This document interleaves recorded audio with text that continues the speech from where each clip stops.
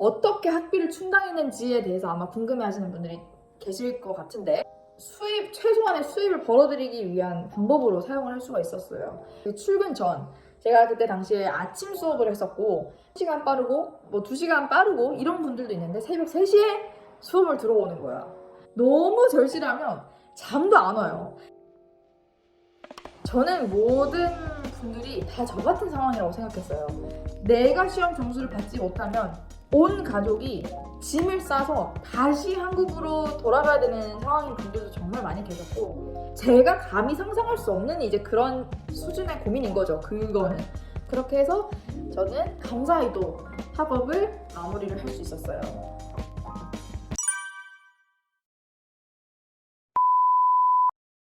아마 이쯤 되면 많은 분들이 궁금해 하실 거예요. 제가 학생 때 처음에 가지고 있던 이제 한 2만 불 전 재산을 털어서 서티3를 등록을 하고 1년의 과정을 마친 후에 나머지 1년 서티4랑 디플로마를 이제 들어야 되는데, 락다운 기간에서 학생으로서 실습을 일주일에 20시간밖에 못하는 상황에 어떻게 학비를 충당했는지에 대해서 아마 궁금해 하시는 분들이 계실 것 같은데, 제가 서티3 때 공부를 했던, 그리고 점수를 받아놨던 영어 시험이 정말 신의 한 수였어요.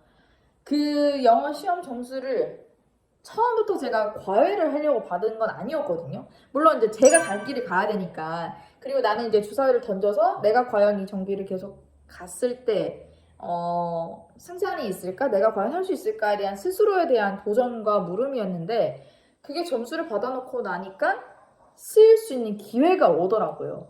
그래서 그때 느꼈던 게, 역시 기회는 준비된 자에게 오는구나. 락다운이 터졌고 사람들이 외출을 할 수 없는 상황이 되다 보니까 집에서 공부를 해야겠다라고 마음을 먹는 분들이 많이 계셨고, 당시에 뭐 오프라인 과외를 할 수 없으니까 그 온라인 과외를 찾는 분들이 되게 많으셨어요. 그거는 이제 뭐 호주에만 있어야 수업을 들을 수 있는 건 아니잖아요. 전 세계 어디든 각지에서 인터넷이 있고 뭐 와이파이만 터지면 수업을 하고 들을 수 있는 상황이고, 시간과 공간의 제약이 없었기 때문에 제가 온라인 과외를 당시에 그 정비소 구직을 하면서 최소한의 수입을 벌어들이기 위한 방법으로 사용을 할 수가 있었어요. 근데 그 중에 정말 기억에 남는 사연들은 뭐가 있었냐면, 제가 당시에 정비소를 8시에 일을 시작하니까 과외를 내가 막 10시, 11시 이때 하면 늦잠을 자게 되고 생활 패턴을 잃게 되니까, 그 정비소를 내가 다닌다고 가정을 하고 그 이외의 시간에 제가 과외를 했거든요. 그 출근 전, 제가 그때 당시에 아침 수업을 했었고, 그리고 오후에 저녁 수업을 했었고 주말 수업을 했었거든요. 근데 기억에 제일 많이 남는 건 오전 수업이에요. 오전에 제가 한 5시 반 아침부터 한 7시 아니면 뭐 6시 반, 1시간에서 1시간 반짜리 수업을 하는데,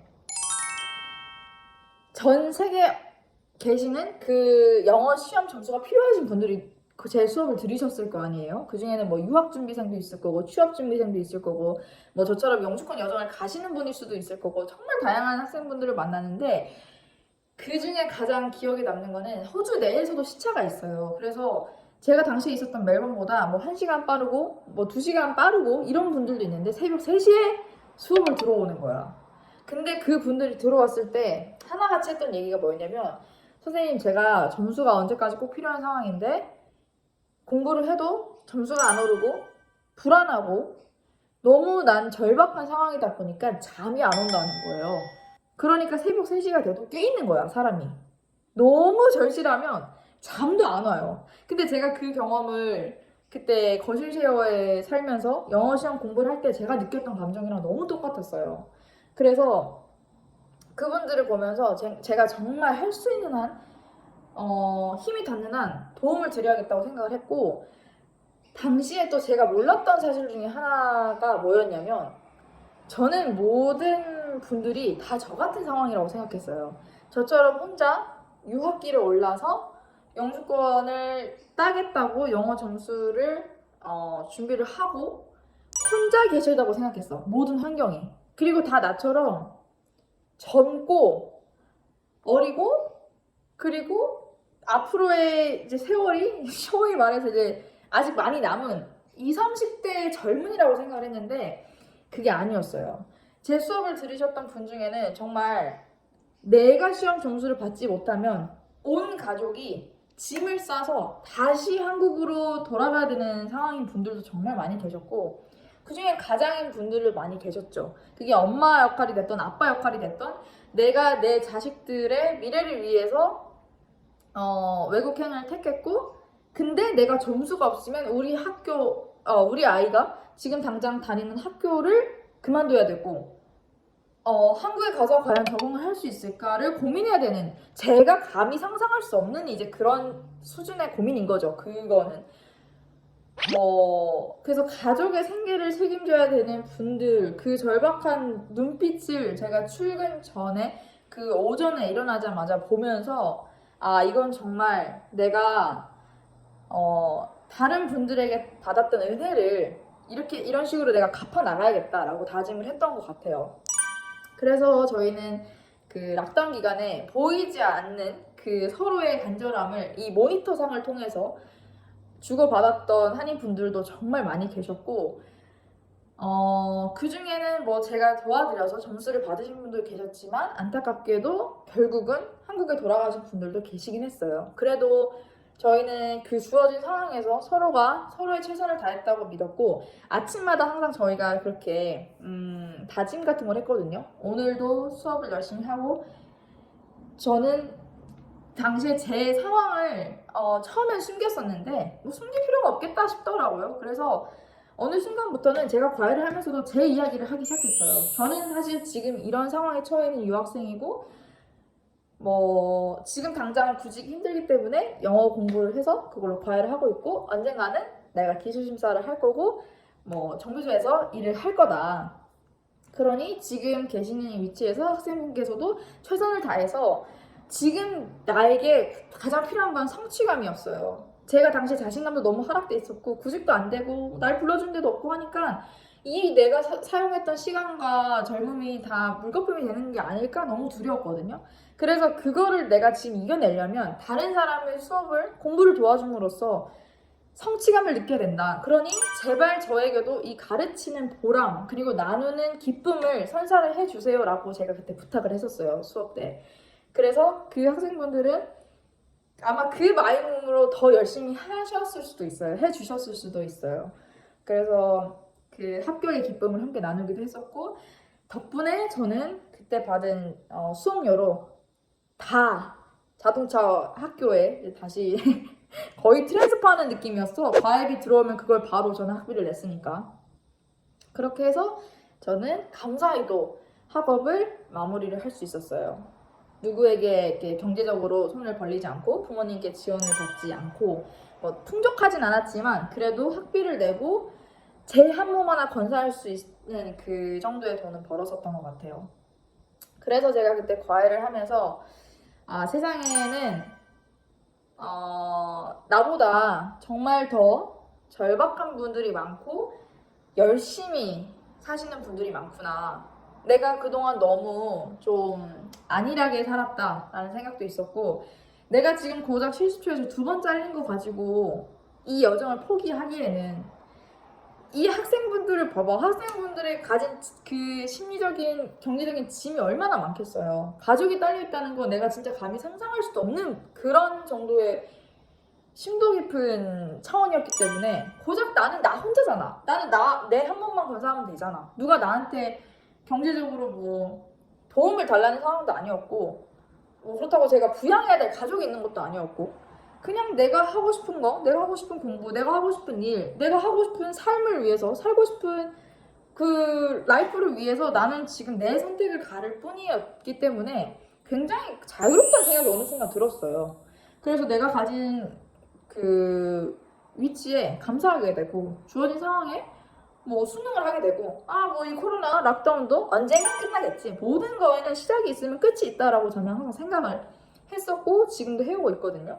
그래서 모든 것은 이유가 있기 때문에 일어났을 것이고, 이 시기를 내가 잘 견뎌나가면 이것 또한 나만의 잊지 못할 소중한 스토리가 되겠거니 하면서 버텨나갔던 것 같아요.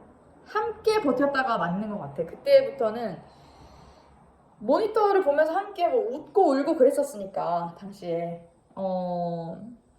그래서 정말 진심으로 그 락다운을 함께 버틴 모든 분들이 잘 됐으면 좋겠다라는 생각을 했었고,